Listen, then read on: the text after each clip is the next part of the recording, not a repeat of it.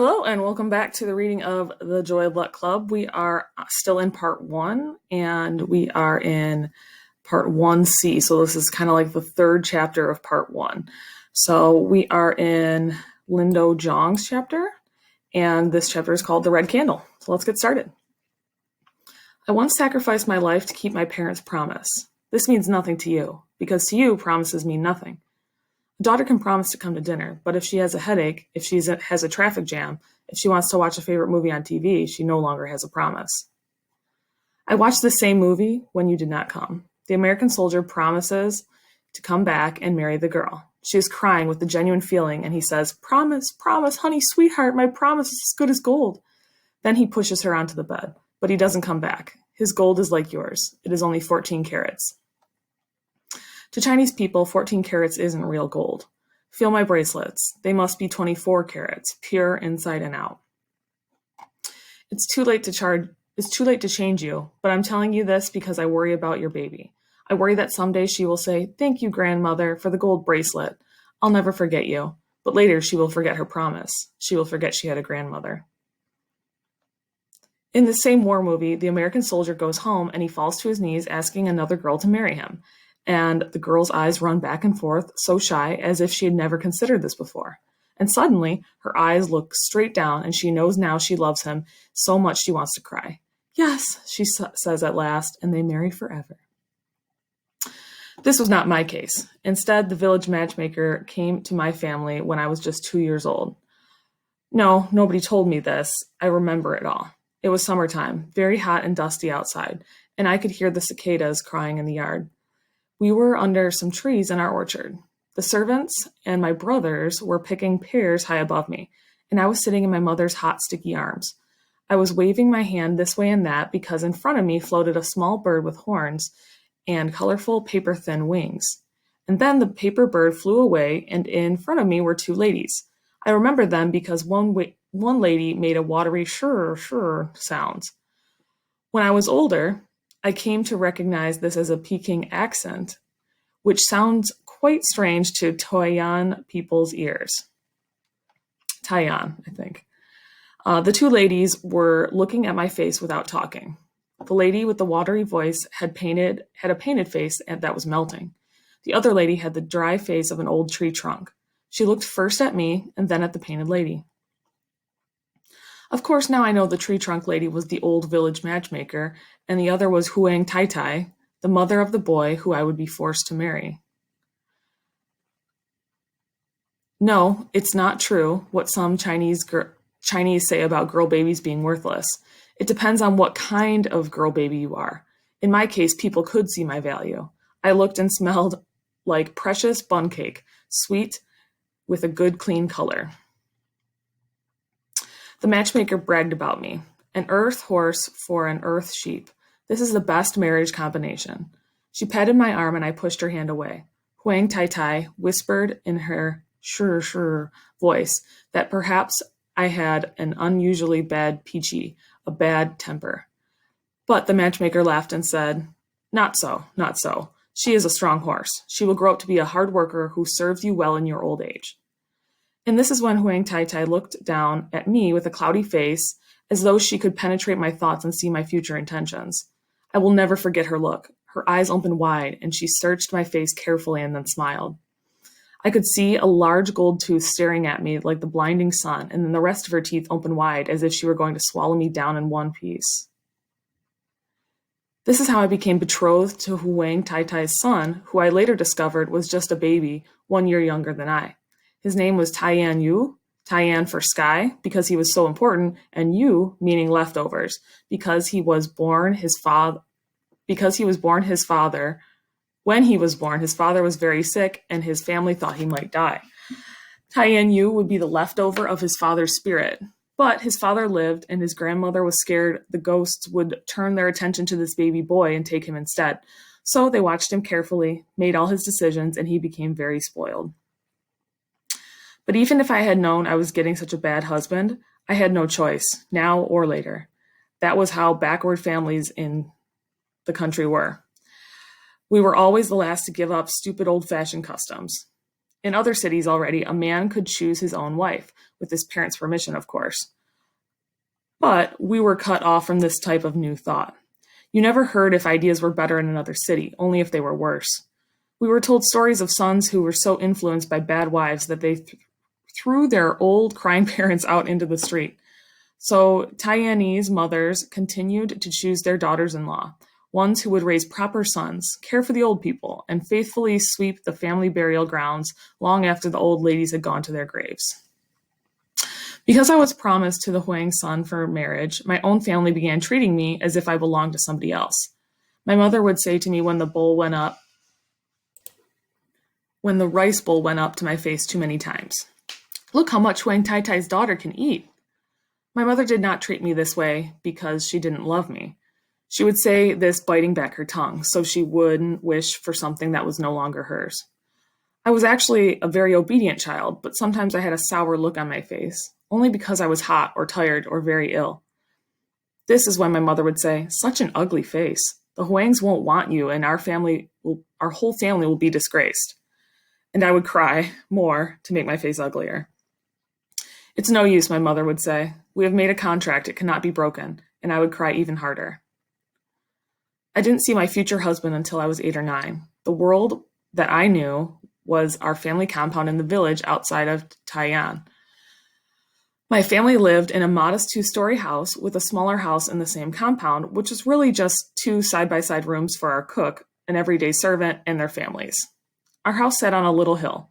We called this hill 3 steps to heaven, but it was really just centuries of hardened layers of mud washed up by the Fen River. On the east wall of our compound was the river, which Father said liked to swallow little children. He said it had once swallowed the whole town of Tai'an. The river ran brown in the summer. In the winter, the river was blue-green in narrow, fast-moving spots. In the wider places, it was frozen still, white with cold. Oh, I can remember the new year when my family went to the river and caught many fish, giant slippery creatures plucked while they were sleeping in their frozen riverbeds. So fresh that even after they were gutted, they would dance on their tails when thrown into the pan. That was also the year I saw my husband as a little boy. When the firecrackers went off, he cried loud, "Wah!" with a big open mouth, even though he was not a baby. Later, I would see him at red egg ceremonies when 1-month-old baby boys were given their real names. He would sit on his grandmother's old knees, almost cracking them with his weight, and he would refuse to eat everything offered to him, always turning his nose as though someone were offering him a stinky pickle and not a sweet cake. So I didn't have instant love for my future husband the way you see on television today. I thought of this boy more like a troublesome cousin. I learned to be polite to the Huangs, and especially to Huang Taitai. My mother would push me toward Huang Taitai and say, "What do you say to your mother?" And I would be confused, not knowing which mother she meant. So I would turn to my real mother and say, "Excuse me, Ma." And then I would turn to Huang Taitai and present her with a little goodie to eat, saying, "For you, Mother." I remember it was a little lump of suyame, a little dumpling I love to eat. My mother told Huang Taitai that I made this dumpling especially for her, even though I had only poked its steamy sides with my finger when the cook poured it onto the serving plate. My life changed completely when I was 12. The summer, the heavy rains came. The Fen River, which ran through the middle of my family's land, flooded the plains. It destroyed all the wheat my family had planted that year and made the land useless for years to come. Even our house on top of the little hill became unlivable. When we came down from the second story, we saw floors and furniture were covered with sticky mud. The courtyards were littered with uprooted trees, broken bits of walls, and dead chickens. We were so poor in all this mess. You couldn't go to an insurance company back then and say, "Somebody did this damage, pay me $1 million." In those days, you were lucky if you had exhausted your own possibilities. My father said we had no choice but to move the family to Wuxi, to the south near Shanghai, where my mother's brother owned a small flour mill. My father explained that the whole family, except for me, would leave immediately. I was 12 years old enough to separate from my family and live with the Huangs. The roads were so muddy and filled with giant potholes that no truck was willing to come to the house. All the heavy furniture and the bedding had to be left behind, and these were promised to the Huangs as my dowry. In this way, my family was quite practical. The dowry was enough, more than enough, said my father, but he could not stop my mother from giving me her chang, a necklace made out of a tablet of red jade. When she put it around my neck, she acted very stern. So I knew she was very sad. Obey your family. Do not disgrace us, she said. Act happy when you arrive. Really, you're very lucky. The Huang's house also sat next to the river. While our house had been flooded, their house was untouched. This is because their house sat up higher in the valley, and this was the first time I realized the Huangs had a much better position than my family. They looked down on us, which made me understand why Huang Tai and Taiyan Yu had such long noses. So, you know how people say, like, figuratively, they looked down on us, right? Like looking at someone as though they're less than someone else. And also they literally looked down on them because their house was higher up. So it's interesting the author made that connection there. When I passed under the Huang stone and wood gate archway, I saw a large courtyard with 3 or 4 rows of small low buildings. Some were for storing supplies, others for servants and their families. Behind these modest buildings stood the main house. I walked closer and stared at the house that would be my home for the rest of my life. The house had been in the family for many generations. It was not really so old or remarkable, but I could see it had grown up along with the family. There were 4 stories, one for each generation, great-grandparents, grandparents, parents, and children. The house had a confused look. It had been hastily built, and then rooms and floors and wings and decorations had been added on in every which manner, reflecting too many opinions. The first level was built of river rocks held together by straw-filled mud. The second and third levels were made of smooth bricks with an exposed walkway to give it the look of a palace tower. And the top level had gray slab walls topped with a red tile roof. To make the house seem important, there were 2 large round pillars holding up a veranda entrance to the front door. These pillars were painted red, as were the wooden window borders. Someone, probably Huang Tai, had added the imperial dragon heads on the corner of the roof. Inside, the house held a different kind of pretense. The only nice room was a parlor on the first floor, which the Huangs used to receive guests. This room contained tables and chairs carved out of red lacquer, fine pillows embroidered with the Huang family name in the ancient style, and many precious things that gave the look of wealth and old prestige. The rest of the house was plain and uncomfortable and noisy with the complaints of 20 relatives. I think with each generation, the house had grown smaller inside, more crowded. Each room had been cut in half to make 2. No big celebration was held when I arrived. Huang Tai didn't have red banners greeting me in the fancy room on the first floor. Taiyan Yu was not there to greet me. Instead, Huang Tai hurried me upstairs to the second floor and into the kitchen, which was a place where family children didn't usually go. This was a place for cooks and servants. So I knew my standing. That day, I stood in my best padded dress at the low wooden table and began to chop vegetables. I could not keep my hands steady. I missed my family, and my stomach felt bad, knowing I had finally arrived where my life said I belonged. But I was also determined to honor my parents' words, so Huang Tai could never accuse my mother of losing face. She would not win that from our family. As I was thinking this, I saw an old servant woman stooping over the same low table, gutting a fish, looking at me from the corner of her eye. I was crying, and I was afraid that she would tell Huang Tai, so I gave a big smile and shouted, "What a lucky girl I am! I'm going to have the best life!"